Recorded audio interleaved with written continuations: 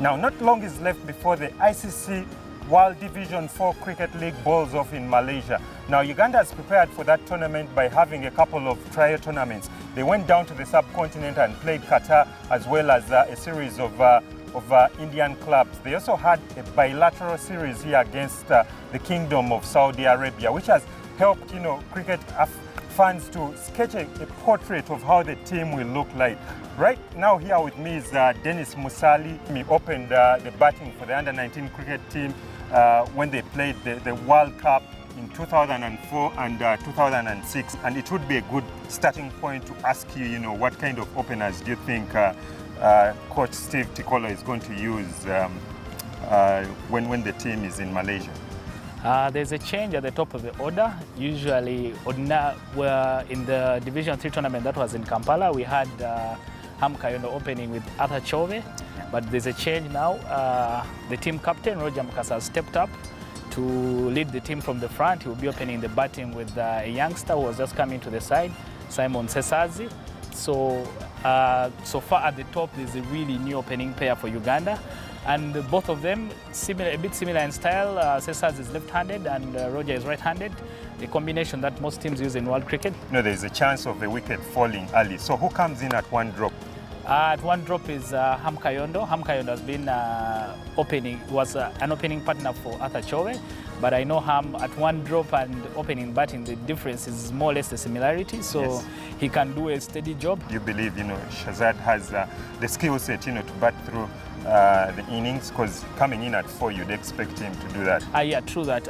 Of all the top 4, I believe all of them, maybe I would say Roger and Simon, because of their nature of play, which is explosive, they are susceptible to getting out earlier than the rest. But between Ham and Shazad, I'm sure they can both carry us up to the end until the, at worst, 45th over. Okay, and 5 and 6, whom are you slotting in 5 there? and 6, there's the vice captain, Brian Masaba, and Deus Muhumza. Very, very good all-rounders. They give you a lot of energy in the field.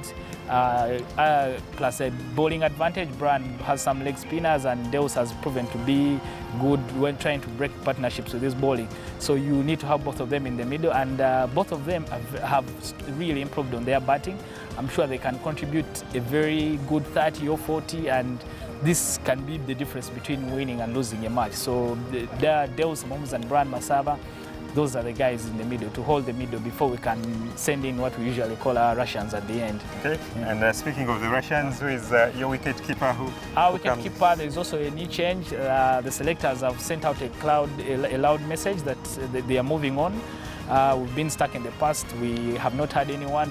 We relied on Lawrence for a long time, but I mean it is time to move on. So Fred Achelam is in the team. I'm sure the spinners would want, a polished wicketkeeper to stand, behind the wicket. So which spinners are these? Senri Sonyon has stood out with his left-arm orthodox, so he will be the man to lead our spinning department.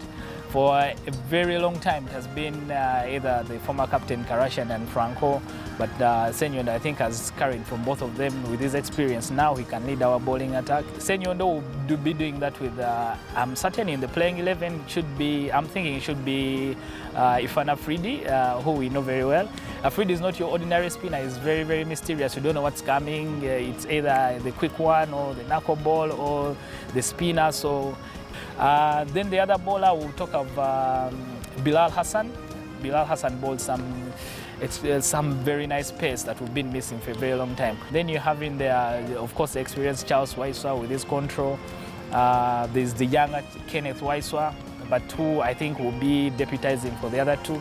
And there is an exciting all-rounder called Riyaz Shah. Because of his Pakistani roots, he has some reverse swing bowling, so which will be crucial towards the back end of the innings. Sometimes you can concede up to 100 runs if you're not careful in the last 10 overs. Okay. Yeah. So there you had it, Uganda, very decent team. They are going to come up against what you would say, cricketing backwaters, the likes of Jersey, the likes of Vanuatu. The question is, will this 11, that Dennis has just walked us through, will it be, the exact 11 that Steve Tikolo will, turn to in Malaysia? We'll wait to see that.